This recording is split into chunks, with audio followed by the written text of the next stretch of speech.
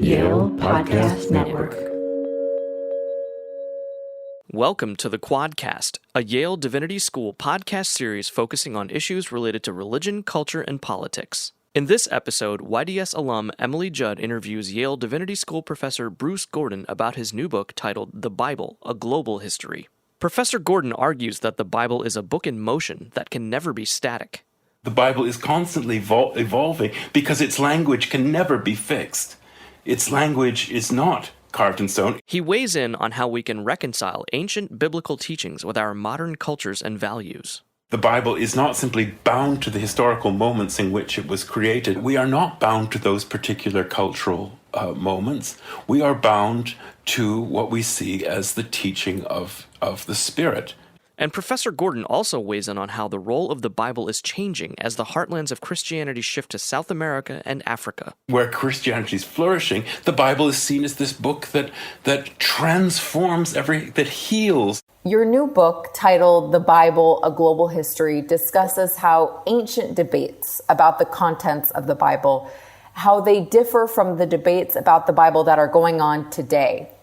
I'm wondering, how do the ancient disputes about the Bible, how do they compare to the modern debates? So what I'm interested in is looking at the debates as to when, what surrounded the whole question of the Bible as it emerges and its history, and how many of those debates are still very much with us, very different contexts. As the title suggests, we live in a global religion, where the European and even North American contexts have been significantly decentered as the place of Christianity, but many of the debates are familiar, and in a sense would be familiar to people in the 4th and 5th century. How do you translate this text? Which books belong in the Bible? So these debates, which are there right from the beginning of the Bible as a book, are very much at the heart of what we think about now in debates over the Bible. Controversies over new translations. We live in an age now where there are many new translations and versions of the Bible that are being made for particular readerships. We have African American Bible, we have an indigenous Bible, we have Bibles that are, controversially, this new constitutional Bible, which includes the American Constitution as inserted and other documents inserted into the Bible. Well, that's making decisions about what this book should be. And one of the points of my story is that in a sense that's always been the case. This is a book that's never been one thing. It's had many lives, and we're seeing that today. I want to pick up on something that you mentioned, which was the issue about biblical translation. So the Bible, the languages of the Bible, Hebrew, Aramaic, Greek, now it's been translated from these original language, which it was written in, into over 700 languages. How important was translation of the Bible for the expansion and development of Christianity into a truly global religion? Translation is a theme that runs through every part of this story, from the 4th and 5th centuries to 2022, 2023.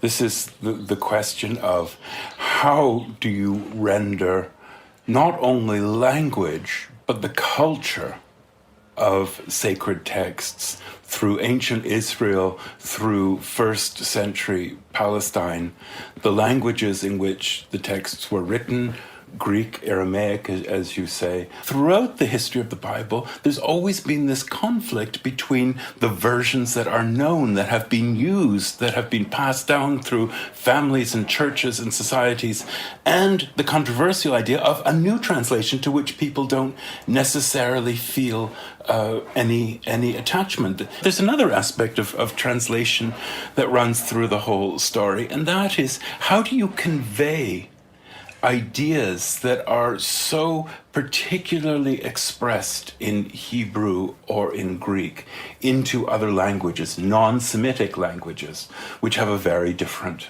form and structure and very different vocabulary. And I'll give one example. In China, when the Jesuits go to China in the 16th century, they discover very quickly, of course, that Chinese doesn't necessarily have a vocabulary for the Christian religion or for the Bible. Questions like the Trinity or questions of both theology but above all, the names for God. And so there was this complex process where they tried to sort of find language by which the originals could be brought into languages that that were very sophisticated languages, but didn't have that sort of vocabulary. The Jesuits had a huge problem. It was extremely controversial in their own time, but even up to our own day, there are different versions for the name of God in Chinese, and people differ considerably in what is the most appropriate form. This is a story that plays out in India, in Africa, in South America. The idea of taking the biblical language and putting it in, as you say, to 700 languages. The indigenous Bible in North America is dealing with the same question. It's not a straightforward matter of like for like. Translation is a cultural event. It involves all sorts of decisions. And of course, translation is always interpretation. So translation is not neutral. Translation, in some ways, is a highly political act. So it's a story the story of the Bible is absolutely bound up into how do you convey it into languages. So how do we decide when a translation of the Bible becomes either unreliable or problematic? For instance, the Jehovah's Witness, their translation of the Bible, which they claim to be the most accurate version of the Bible, it strays away from the original meanings or the intention of the words. So instead of calling Jesus God, they call Jesus a God, or the Word, which meaning Jesus. So how do we know when something is a valid translation and when it's not, when it becomes unreliable and I don't want to say heretical, but in a way, going against Christian teachings? Well, if I could invent an easy answer to that question, I think I would become very famous, because this is the story of the Bible, of competing translations at various points, such as in the Eastern and Western churches, there were attempts not only to close the canon, fix the canon, but also attempts to have the best possible translations. But that's always been a relative thing, because translations are constantly being revised. It's never been successful to sort of stipulate that there is one translation. Every time you see efforts to do that, the Bible just won't be static in that way. New versions appear. They find audiences. Sometimes those translations are not successful. They die and they disappear. But translation is constantly regenerating itself. Even the Latin Bible of the medieval West, what's known as the Vulgate, which is the work of Jerome that comes out of the 5th and 6th centuries. It takes a very long time before it becomes the standard Bible in the West. But even during the Middle Ages, it was the Bible, Jerome's Bible, but it had many, many different forms. There was no one version of it. And people were constantly trying to correct it and revise it, but there was no fixed version of it. The Bible is constantly evolving because its language can never be fixed. Its language is not carved in stone. It's back to the issue of translation. It's constantly being interpreted anew, and every effort we see this in Russia, every effort to fix a translation, to be honest, rarely, almost never works, because people are rereading, retranslating. Now, we know that the Bible was not written in a cultural vacuum. Its stories come from different cultures, from different ages, including ancient Egyptian, Persian, Greco-Roman. How can biblical teachings be culturally relevant today?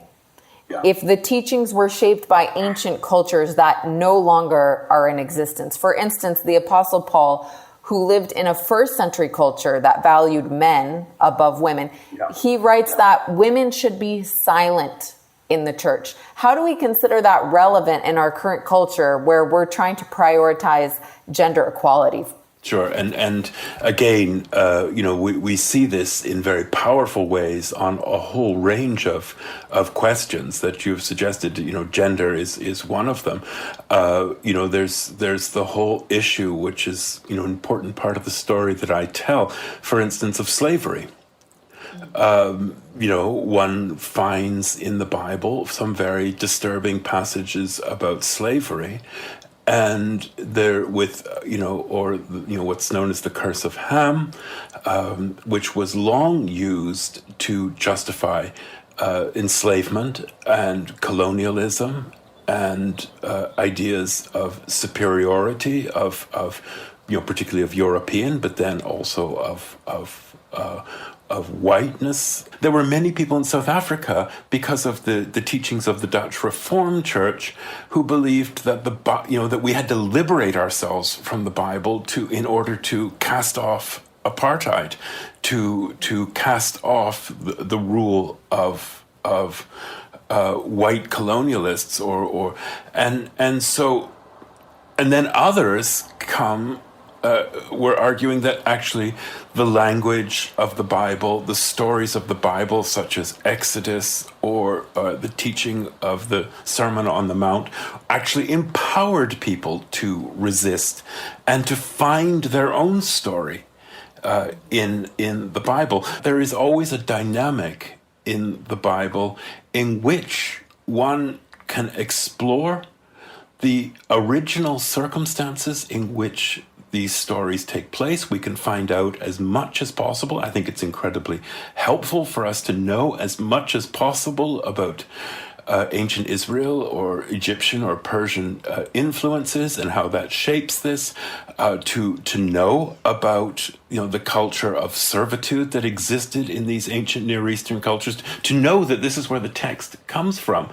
But the Bible as a living document is also transcends that historical moment. This is the view of subsequent that the Bible is not simply bound to the historical moments in which it was created. We are not bound to those particular cultural moments. We are bound to what we see as the teaching of the Spirit, and that has always been the life of the Bible. And we will read it differently from people in the 16th century. We will read it differently from people in the 4th century. And that's always going to be the way. So it's this dynamic between, yes, it is the sacred text. Yes, it is, whether you're Orthodox, Pentecostal, Protestant, or Catholic, it is the book of the church. But it continues to speak and be interpreted and be the way in which God's revelation is brought. As the heartlands of Christianity become more concentrated in Africa and South America, Christians globally, the biggest amount of Christians are in Africa now and South America.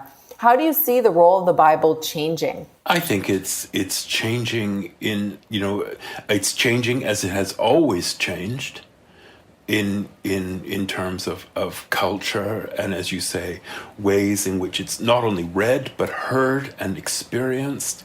In the Middle Ages, we can think about the Bible in the Middle Ages, but the Bible was rare. Most people never encountered the Bible as a book. Most people couldn't read. Because everyone was illiterate.